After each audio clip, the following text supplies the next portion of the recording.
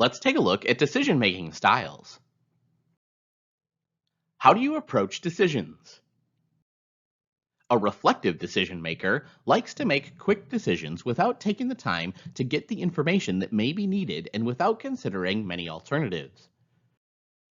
On the positive side, reflexive decision makers are decisive. They don't procrastinate. On the negative side, making quick decisions can lead to waste and duplication. A reflective decision maker likes to take plenty of time to make decisions, gathering considerable information and analyzing several alternatives. On the positive side, the reflective type does not make hasty decisions. On the negative side, the reflective type may procrastinate, lose opportunities, and waste valuable time and other resources. In the fast changing environment, making better decisions faster is important to success. Consistent decision makers tend to make decisions without either rushing or wasting time.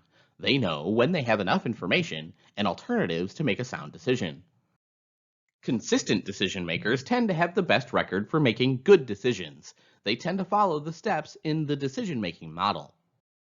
However, the consistent decision style can also result in failure.